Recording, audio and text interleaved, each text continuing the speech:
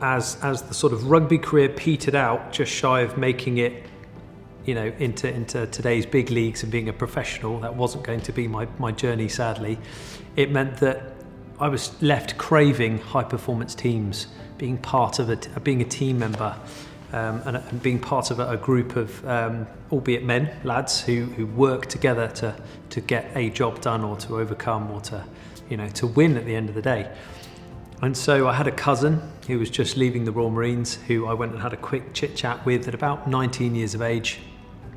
And that was it, smitten with the idea of earning my Green Beret. 67 got through to the final selection process to begin commando training. So there were 67 of us from that year-long process of medicals, and they're weeding people out. You had the dreaded PRMC, Potential Royal Marine Commando course, which was a 1 week where they got to have a look at you, and you competed against all the other chaps to pass your fitness scores, and they're only looking for the top 12 or 15 of each group to make up what we had was 67. For 11 of us to be stood with a Green Beret on our head at the end, nearly 9 months later, who'd got through in one go. So they're constantly cutting and you've got to make the cut. And if you don't make the cut, you're gone. But there's a reason for that, because we are one of the few forces who could walk out the door Lipstone on a Friday and Monday morning be out on patrol in Afghanistan. There's not many other places in the world or many other forces that do that, and we were able to do that back then. When you're in Dartmoor and you're completely knackered, cold, wet, tired, it's 4 o'clock in the morning, the training team have got you in a river up to your neck because one of you has made a mistake or something's happened, and you're thinking about quitting. Those that quit shouldn't have any shame in it, because they've gone as far as putting their name on the dotted line and trying to go through that.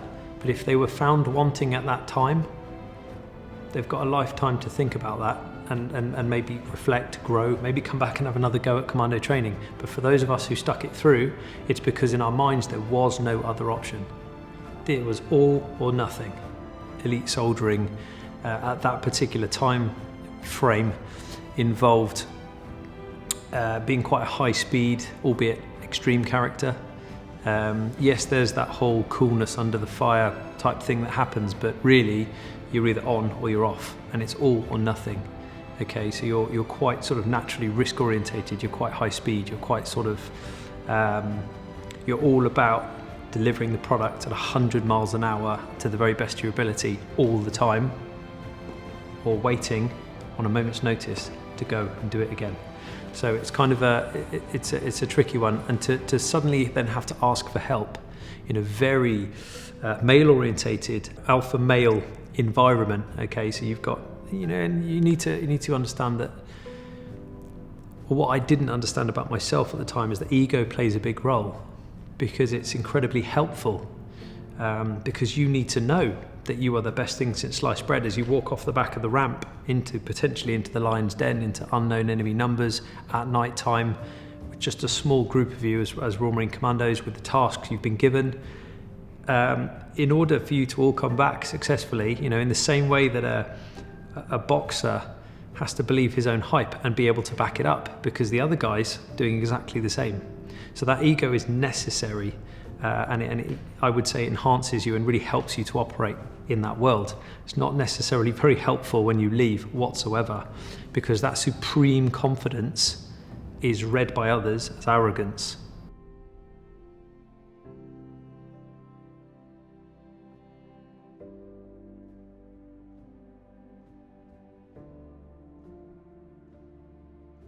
Because as humans, we are designed for tribe. I'm a man of 37 years of age. I grew up watching all sorts of 80s classics. I watched all the superstars, and it was generally a male model, and it was always one man against them all. It was always the guy who took a kicking, life was mean to him, his family were killed, it was all awful. Then he went away on his own and came back stronger and defied an empire and took on everyone. And that doesn't happen in reality. So from a young age, I was conditioned and missold the idea that what I need to do is become this lone wolf, this kind of hungry lone wolf type character. But all you become, quite frankly, is a danger to yourself and to others. The strength of the wolf is in the pack. and you need to have that tribe around you. And we've seen this time and again, where some of the loudest characters in our friendship circles are suddenly the ones that are actually suffering the most. And it catches people by surprise, because as men we don't speak up. The statistic is 75% more likely to commit suicide with men than with women. At this point in our lives, if you're open to the idea, each and every one of us is capable and will find ourselves statistically at some point in our lives between 0 and 60 facing a time where we cannot or will not trust our own version of reality. And at that moment in time, it is imperative that you have one, maybe two friends, not necessarily family. We choose our friends, not our family in life, to reach out to, because it's those one or two friends whose version of reality that you trust at a time where you cannot trust your own, who may say to you down the phone, "Hey mate, have you heard yourself? You're being a bit manic," or "You don't sound right, mate. What are you doing? I'm coming over." Whether you like it or not, they're coming over because they know you better than you know you. And in the same way that if one of those two rang me or called me, or I may be called up to see how they are, as we tend to, I'd know straight away that something's not right, and I would act upon it. And they would be able to trust my version of reality in that moment. I think in order to build trust and rapport with people quickly and efficiently, you have to be able to open your heart to a degree, to show cards on the table, and that you're not a threat. There is a time to be a man and do grisly, hard tasks in wind, rain, snow. And look, women are capable of doing that too. I'm not saying that, but what I am also saying is there's a time to be able to cry. There's a time to be able to say, "I got it wrong." There's a time to be able to say, "I need to learn from this," or "I need to change. I'm feeling uncomfortable." It's about putting the two together and finding balance. When I get things wrong, and I have done plenty, I know that the answer is that life is trying to teach me something and there's a lesson here. But initially, it hurts. It sucks. Getting things wrong, embarrassing yourself, your friends, your family, not being able to ask for help for so long, getting to the point that I did. Back then I felt ashamed. I felt so a sense of guilt and shame. But I now know that that's okay, because that's all part of the process, and I wouldn't be the version I am today had I not been through that discomfort. Through discomfort comes growth. That's the danger with the high performance ego, is tempering it during transition or transitional phases of our lives. And we're constantly in a transitional phase of our life. It's not an easy thing. Look, I would say that life doesn't happen to us, it happens for us. If you'd have asked me 10 years ago, it was definitely still happening to me, and the world was a dark and miserable place. But I can now see that very much believe, and I'm on that pathway to understanding that none of us are getting out alive. Okay, we're all going to experience, on some degree, trauma in our lives, loss of a loved one, an illness. Statistically, we're not going to get through in one go. We're all going to encounter some form of mental hardship, physical hardship in our lives.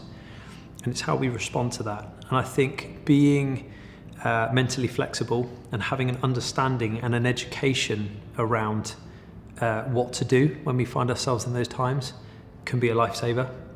Having the right people around you can be a lifesaver. Being in the right environment can be a lifesaver. But if you can couple all this stuff together, when life happens for you, not to you, you'll be in the best position possible to help yourself. There's a huge crossover in what I see in high performance sports teams, athletes and individuals who do well in business and in life. And I think it's positive growth mindset, commando mindset. There is some huge comparables and crossovers here. Now, the stimulus that you face may be slightly different, but essentially your response and the way you deal with it can be quite the same. I work an awful lot with emergency service personnel, and I can see the crossover into veterans immediately. There is a certain level of dark or gallows humour which is needed amongst those teams to deal with the stuff that they face daily, quite frankly. So being able to have that and use laughter and being able to make a joke and being able to kind of smile through the situation, which would otherwise reduce you to tears, okay, allows you to perform the function and get the thing done. It doesn't mean that there isn't a mop-up or a follow-up or some real yards to do there surrounding that, because everything we see, everything we say on a cellular level is being registered by us as a whole, whether it's your mind or your body, okay, and the body will keep the score, to quote a famous book. Like everything in life, it's circular, the recovery journey. It's going through a process, feeling so utterly uncomfortable in your own skin or in yourself or your own situation that there has to be a change. There is no change without change. So making a little change, however big or small, and that small cog turns a bigger cog until eventually we find confidence and competence. We go back around again till we start to feel uncomfortable.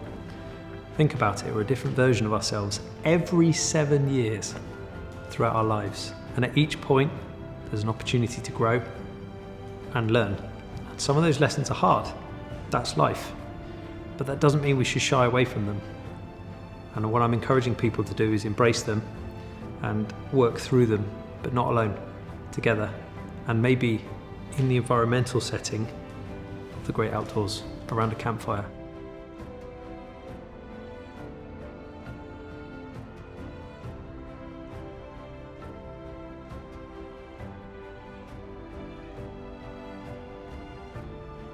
So my overriding message is always to get people into the outdoors. You'll learn more about yourself by spending time in the outdoors far faster, because we're genetically designed to do so for the last 300,000 years, than you will smashing yourself to bits with PowerPoints, memes and GIFs on Instagram. The point where I sort of really noticed that the outdoors was holding me together was at my lowest when I was spending time in the Naval Recovery Service Centre, having been essentially retired from the battlefield, been given this label, this diagnosis, complex post-traumatic stress disorder. I was all kinds of upside down. I would wake up every single day, tinnitus, both ears ringing, already felt as if the world was coming straight at me, and I was overwhelmed before I'd even put one foot out of bed, completely done. And so whilst I was obliged to stay on the military base and jump through the hoops of engaging with mental health practitioners and the program they had down there, every waking moment that I wasn't on the base, I was in a little patch of woodland in Somerset, nourishing my soul and sitting around the campfire and asking myself the deeper questions, going through the processes. And look, albeit to start with at the bottom of a bottle of rum, I was still drinking quite heavily and on my own back then. As time went on, that kind of got faded out. You take on new habits and behaviours, and you kind of refine till you find your path. When I look at some of the classic patterns that I've fallen into, and I'll hold my hand up to this, waking up, just looking at my phone, and before you know it, an hour has gone. Okay, and then before you know it, you're doing that with a black coffee in your hand,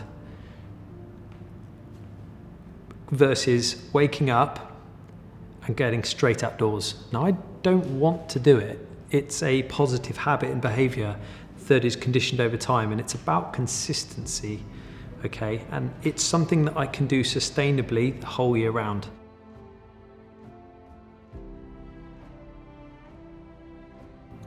I think the launch of ReWild Your Mind as a book really kind of exemplifies the journey I've been on, and it's a culmination, it's a coming together of all of the work we've done thus far. We've been very fortunate to have Mr. Jason Fox has given me a lovely foreword. Cheers, Foxy. A man who's had his own journey as well and really understands that the outdoors can be such a healing place for anyone who's willing to do the yards there. And I think, as I've written in the book, it's for a healthier and happier lifestyle. I've deliberately tried to work towards less of a ego book. I mean, my story's in there, but only for like the first 10 pages. The rest of it, I want it to be a book that you can pick up anywhere in the house, open a page, and whatever section you're in, take that on board and be able to readily go and apply it or use it somewhere. And so I want it to be something that's kind of, it's on everybody's bookshelf, and it's a go-to, and it's a guide for people to use the outdoors to help themselves. So that's why I wrote it.